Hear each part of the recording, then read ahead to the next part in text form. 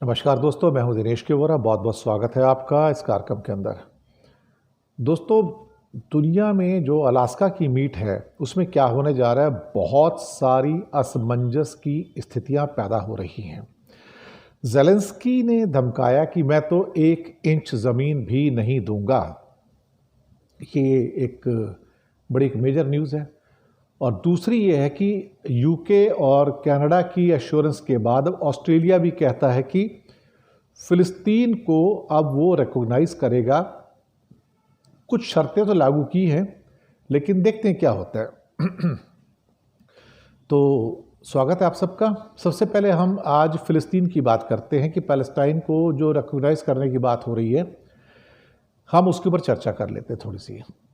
Australia ने फ़िलिस्तीन को एक इंडिपेंडेंट कंट्री के रूप में रिकॉग्नाइज़ करने की घोषणा की है और सितंबर में ये औपचारिक रूप से ये प्रस्ताव पेश किया जाएगा। इसका मतलब कि फ्रांस भी सितंबर में यूएनओ के अधिवेशन के अंदर ये करने जा रहा है और अब ऑस्ट्रेलिया भी ये करने जा रहा है।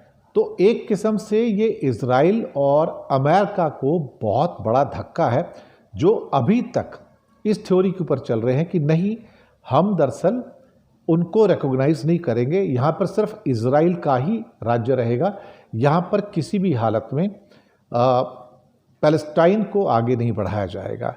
जबकि भारत भी हमेशा कहता है कि वो 2 नेशन थ्योरी को मानता है। दुनिया के करीब करीब 150 देश 2 नेशन थ्योरी को मानते हैं और वो कहते हैं कि ये पैलेस्टाइन का घर है और यहाँ पर रहना उनका हक है। ये जो मानवीय संकट पैदा हुआ, जो स्टारवेशन की स्थितियां हैं, इस स्टारवेशन की स्थितियां जो पैदा हुई हैं उसने पूरी दुनिया को हिलाकर रख दिया है। अब यूरोपीय संघ के बाद ऑस्ट्रेलिया भी लामबंद होना शुरू हो गया है और इजराइल का विरोध अब एक एक करके बहुत सारे देशों में नजर आ रहा है। वहाँ प्रदर्शन हो रहे हैं, जो तस्वीरें निकल कर आ रही हैं, जो वीडियो निकल के आ रहे हैं, उससे लोग विचलित हो रहे हैं कि क्या आज के ज़माने में ऐसा हो सकता है कि मदद हम पहुंचाना चाहते हैं और इजराइल उसको रोककर वहाँ पर एक जेनोसाइड की परिस्थितियाँ पैदा कर रहा है। मुझे लगता है कि इस समय इजराइल अपने सबसे मुश्किल दौर से गुजर रहा है और ख़ास तौर से जिसे मैं कहूँगा कि नेतन्याहू, उनके खिलाफ 10,000 से ज़्यादा लोगों ने प्रदर्शन किया है तेल अवीव के अंदर और जेरूसलम के अंदर। उनका कहना है, एक तो आप हमास से हमारे लोगों को छुड़ा नहीं पा रहे हो और दूसरी ओर आप वहाँ के जो मासूम लोग हैं उनको भूखा मार रहे हो। जो बच्चों की तस्वीरें निकल के आ रही हैं, बूढ़ों की, महिलाओं की जो तस्वीरें निकल के आ रही हैं, वो दुनिया को विचलित कर रही हैं और कहीं ना कहीं आज इस बात का एहसास सबको हो रहा है कि चीज़ें इस समय नेतन्याहू के फेवर में नहीं जा रही हैं। इसके बाद आते हैं हम एक दूसरी खबर के ऊपर, और ये अलास्का के अंदर जो मीट होने जा रही है, क्या वहाँ से शांति का दरवाज़ा निकलेगा? अब ये प्रश्न सबके सामने है। ज़ेलेंस्की ने पहले ही कह दिया कि भाई मैं तो 1 इंच ज़मीन भी नहीं दूंगा, लेकिन ज़ेलेंस्की का रोल क्या रह गया है? बातचीत तो सारी की सारी ट्रंप साहब और पुतिन साहब के बीच में हो रही है। यहाँ पर जो अलास्का की मीट शायद जो एंकरेज सिटी में होने जा रही है, साउथ अलास्का के अंदर, वहाँ पर जो शर्तें लगाई गई थी वो मैंने आपको पहले भी बताई। उसमें खास तौर से सीज फायर तो होगा, लेकिन पीस वर्ड का इस्तेमाल डिक्लेरेशन में नहीं किया जाएगा।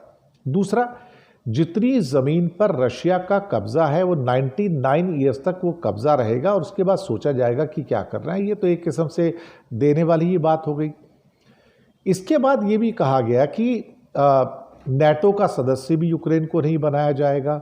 साथ में रशिया को जो तेल और गैस बेचने की जो आज़ादी है वो भी दी जाएगी और उसके बदले में वो डॉलर की प्राप्ति भी कर पाएंगे। ये सब चीज़ें भी निकल के आई हैं। लेकिन इस मीटिंग के द्वारा जो सारा का सारा उत्साह पैदा हुआ दुनिया में कि शायद यूक्रेन में शांति हो जाए, तो ज़ेलेंस्की खुलकर बाहर आ गए कि मैं इसका विरोध करता हूं और मैं बिल्कुल भी इस शांति वार्ता का हिस्सा नहीं हूं। अब ट्रंप साहब के तेवर थोड़े से नरम होते नजर आ रहे हैं और वो कहते कि नहीं नहीं भाई, एक काम करते हैं कि तुम भी हमारी वार्ता में शामिल हो जाओ, तुम्हारा ही देश है अल्टीमेटली, लेकिन फैसला हम करेंगे उसके बारे में। लेकिन ज़ेलेंस्की की अपनी पोजीशन क्या है? ज़ीरो। उसका एक बहुत बड़ा कारण है कि उसके जितने भी हथियार हैं वो सब नेटो देशों से आते हैं और अमेरिका से आते हैं।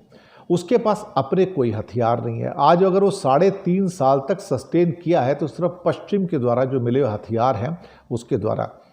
साथ में नेटो के जो देश हैं अमेरिका को छोड़ के वो भी इसका विरोध कर रहे हैं कि भाई आप दरअसल ये जो सीज फायर हो रहा है मत करवाइए। उनको लगता है कि पुतिन कमज़ोर पड़ रहे हैं और उसको मारा जा सकता है और एक बार फिर से रशिया को तोड़ा जा सकता है। पर शायद ये फार फेस्ट थिंग है, ये इतनी दूर की सोच लगती है नेटो देशों के द्वारा, खासतौर से फ्रांस, जर्मनी, इटली, ब्रिटेन के द्वारा कि हम पुतिन को हरा सकते हैं। मुझे इसके अंदर डाउट है, क्योंकि अभी भी रशिया मिलिटरली बहुत ज़्यादा स्ट्रांग है, एक बहुत बड़ी एटॉमिक पावर है, 6000 से ज़्यादा उसके पास बॉम्ब हैं। तो हमें इस बात को पहचानना होगा कि प्रैक्टिकल चीज़ें क्या हो सकती हैं। क्या सिर्फ कह देने से ब्रिटेन, फ्रांस, जर्मनी कहेंगे कि हम उसको बीट कर सकते हैं और हम तैयार हैं? ये सब मोटिवेशनल टॉक्स हैं, लेकिन रियलिटी में जब आप युद्ध के मैदान में जाते हैं तो वहाँ पर आपको सिर्फ बर्बादी के ही आसार नज़र आएंगे। अब सवाल ये पैदा होता है, अगर ये वार्ता जो अलास्का में हो रही है सॉरी, अगर ये असफल हो गई, अगर ये फेल हो गई, तो फिर आगे का रास्ता क्या है? ट्रंप का शायद ये आखिरी दांव है जिसके द्वारा वो पुतिन को एक किस्म से कन्विंस करने में कामयाब हुए हैं और उनके दूत विटकॉफ मॉस्को गए थे, लंबी चौड़ी बातचीत हुई है, 3 दिन तक बातचीत हुई है, तब कहीं जाके ये फैसले हुए हैं। पुतिन कैसे ये छोड़ देगा कि जो लैंड उसने ले लिया है ईस्ट यूक्रेन का उसको छोड़ दे? पुतिन ये कैसे मान ले कि वो गैस और तेल नहीं बेच सकता है? पुतिन ये कैसे मान ले कि यूक्रेन नहीं हारेगा? अब एक चीज़ तो इस युद्ध में बिल्कुल पक्की है और वो ये है कि यूक्रेन हारा हुआ युद्ध कब तक लड़ पाएगा, उधार के सिंदूर से कब तक लड़ेगा, यानी कि उधार के हथियारों से वो कब तक युद्ध लड़ पाएगा, ये एक मेन प्रश्न यहाँ पर हमारे सामने आ चुका है। पर यूरोप में भी नेटो देशों को भी कन्विंस करना पड़ेगा और कहीं ना कहीं बहुत सारे लोगों को इस टॉक के अंदर लाना पड़ेगा, तभी कुछ यहाँ से कोई एक वाइबल सॉल्यूशन निकल सकता है, लॉन्ग टर्म सॉल्यूशन निकल सकता है। उससे पहले तो मुझे कोई सॉल्यूशन निकलता हुआ नज़र आता नहीं और ना ही मुझे कोई ऐसे प्रमाण नज़र आ रहे हैं जिसके द्वारा हम ये कहें कि ये वार्ता सफल हो जाएगी। ज़ेलेंस्की अपनी शर्तों पे अड़े हुए हैं और कहते हैं कि यूक्रेन वासी 1 इंच भी ज़मीन रशिया को नहीं देंगे। लेकिन ज़ेलेंस्की की अपनी हालत क्या है? वो तो एक जोकर है, कॉमेडियन है। अब उनकी जगह यूलिया आ चुकी हैं प्रधानमंत्री के तौर पर, तो उनके पास तो कोई पावर बची नहीं और जो भी पावर थी वो अमेरिका की पावर थी। आज अमेरिका अगर हाथ खींच लेता है तो उसके पास कोई पावर नहीं बचती। आज उसके पास लड़ने के लिए एक गोली भी नहीं मिलेगी, एक बुलेट भी नहीं मिलेगी। किससे लड़ेगा? हथियार वो करेगा इस ढंग से तो पूरा का पूरा यूक्रेन ही गवा देगा वो।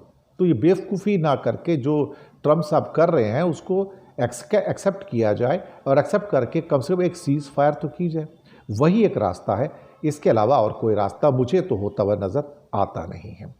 तो इसी के साथ मैं आपसे आज्ञा लेता हूँ। बहुत बहुत शुक्रिया कि आप हमारे साथ आए और इस प्रोग्राम में आपने शिरकत की। बहुत बहुत धन्यवाद।